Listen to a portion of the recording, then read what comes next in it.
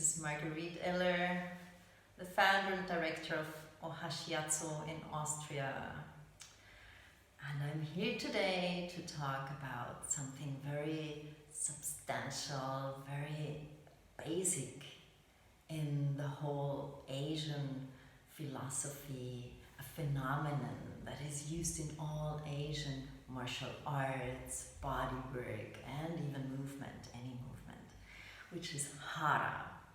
A lot of us know it from, well, big Hara of the Buddha when you see him, or words like harakiri even. So this is something that we heard about, but I want to bring you a little closer to this concept today. And well, what it is really means belly. That's all. That's the word for it.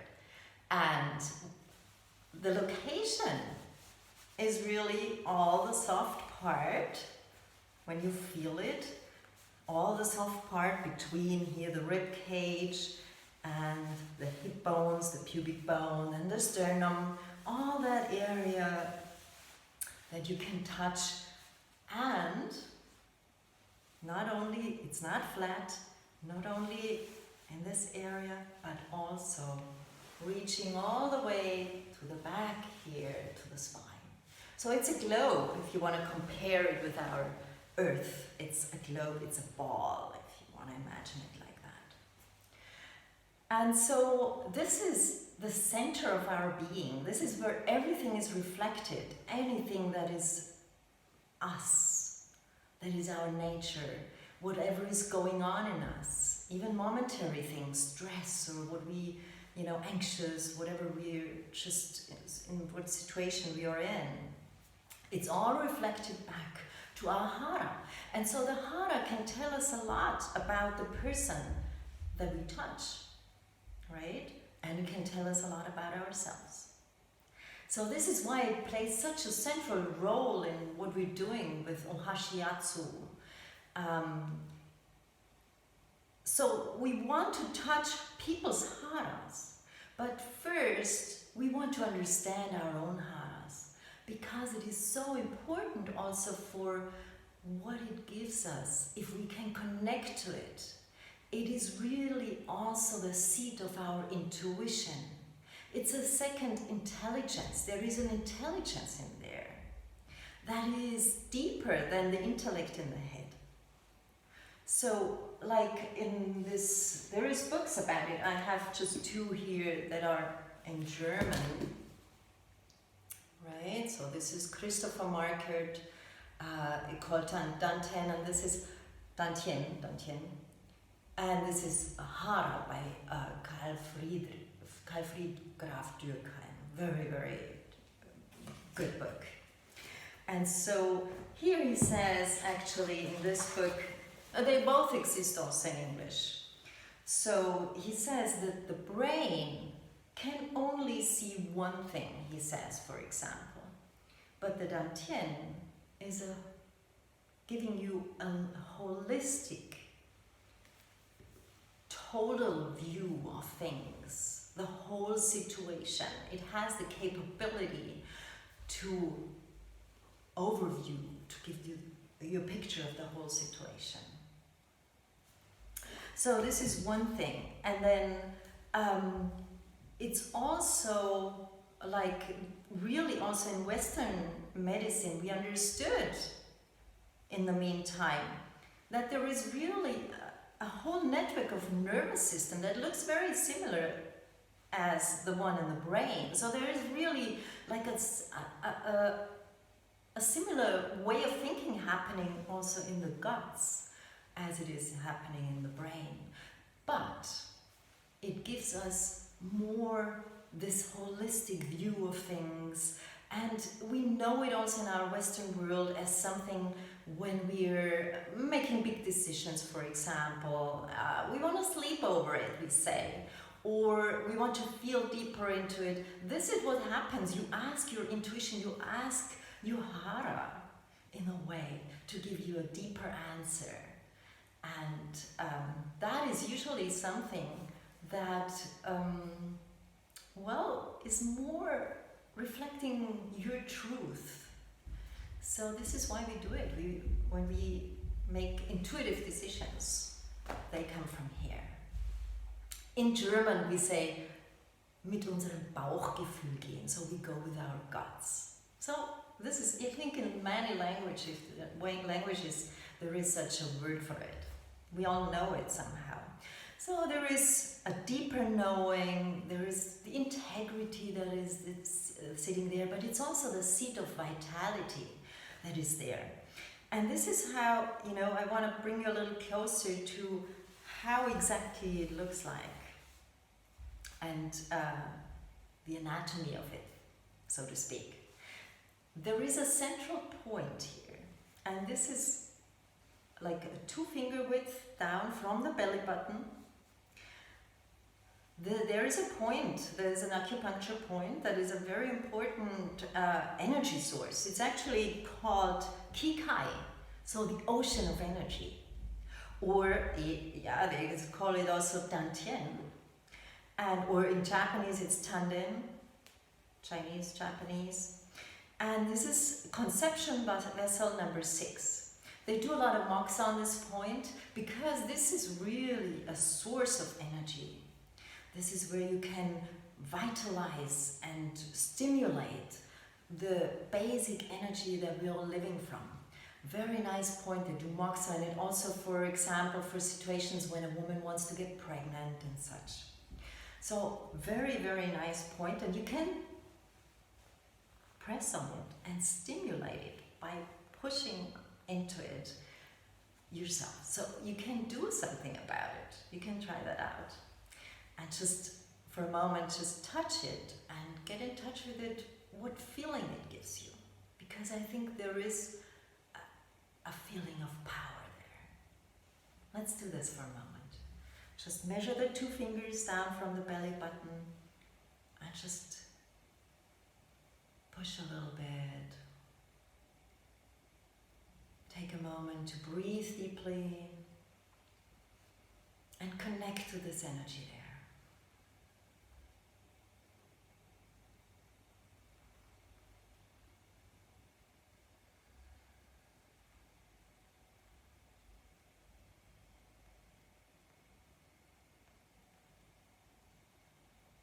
You can make it so that you inhale, and then when you exhale, you reach deeper.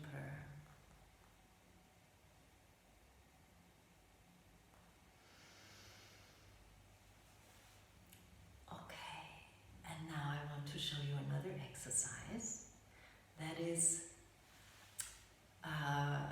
going more detailed into the Hara, okay? And if you imagine for a moment that this would be a clock, and you see it as 12 o'clock on the top, 6 o'clock at the lowest point, and then we have, let me see, I have to mirror it for you. We have 3 o'clock on your left side and 9 o'clock on your right side. So what we do is we go through this clock now, and we go 1 hour after another and reach in. Like, what you do is you inhale, take both your fingertips, and then exhale and round your back and reach deep, touch yourself deeply into 12 o'clock. And then we go clockwise, because this is how our guts work.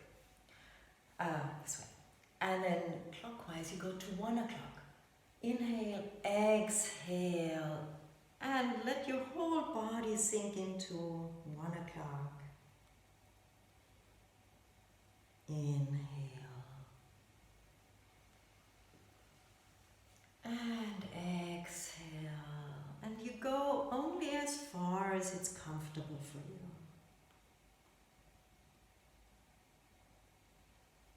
could be uncomfortable in some points, in some areas, and this is why we're doing it. Exhale into 3 o'clock, because we want to feel into these different areas, one by one. Inhale up, and exhale, 4 o'clock. You can go with your own pace. Take your time. Each clock for one breath.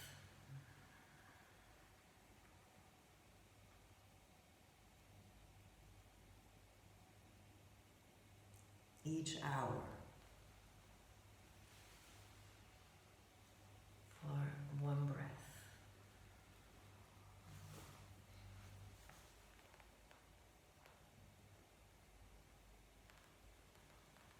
Close your eyes and deeply connect with the feeling you get when you touch yourself so deeply.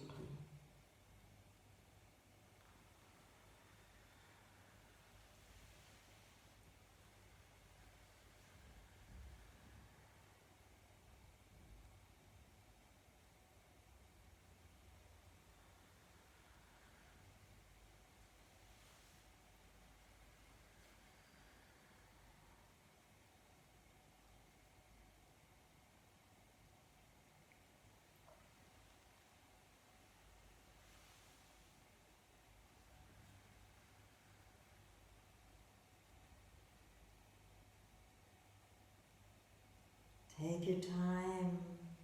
This is all about feeling, connecting.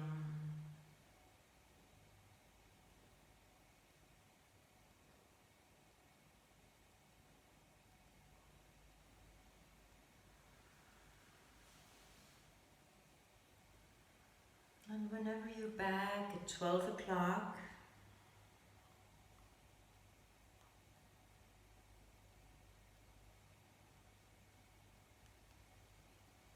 bring your hands on your Hara, one above the navel, one below the navel. Keep your eyes closed and just stay for a moment and feel. Maybe it got warm, maybe something is moving there.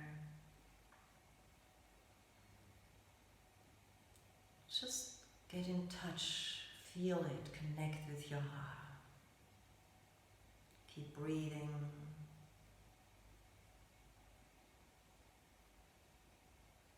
Give yourself some time.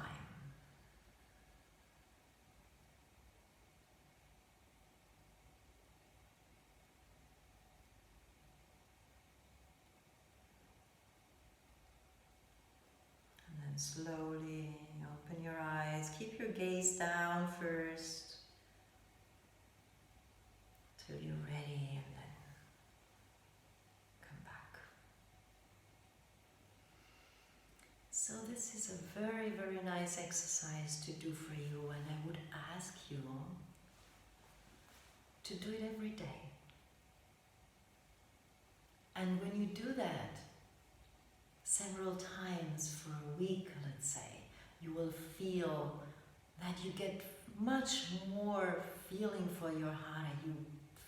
You get more sense of what the Hara wants to tell you. I had a talk today with a friend of mine who was just talking about all this load of information we get now about the coronavirus and how dangerous it is and what we should do and what we should not do.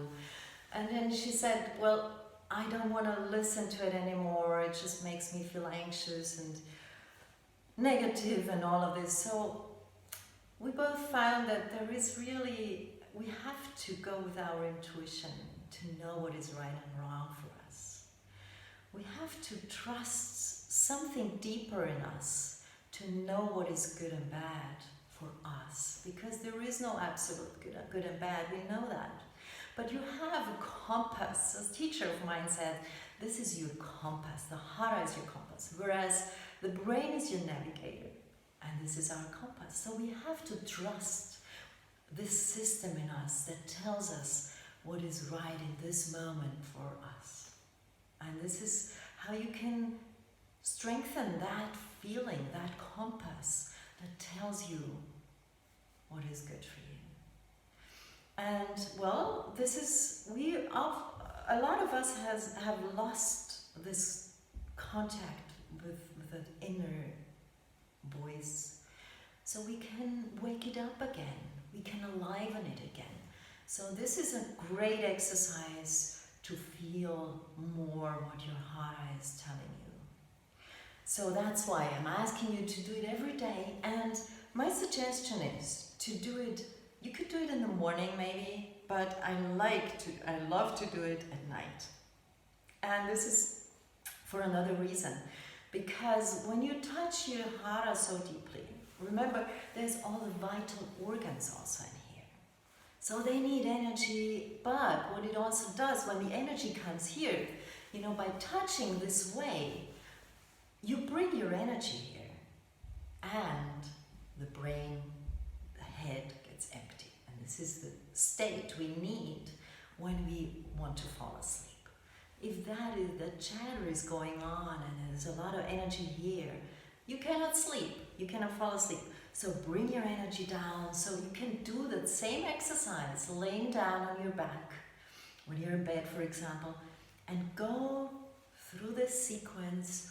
Do it twice, because the second time, when you do it the second time, you will feel that it has changed already. And you can probably go deeper. You will feel that it's all more balanced out. So I would always suggest it, even if you do it seated, go twice. Do that round, that sequence 2 times. Okay? And then when you do it at night, you will probably fall asleep while doing this. And this is great. There's nothing wrong about it. So, well, I wish you a lot of interesting experiences with it and interesting discovery with your Hara. And please, if you can, give us some responses on below this video to tell us what you got out of this exercise and how you felt about doing this. And well, you can also sign up to my YouTube channel. I will come up with another Hara video that tells you more. So you find the information down there, and well, lots of fun with the exercise and with exploring your own Hara. Have fun.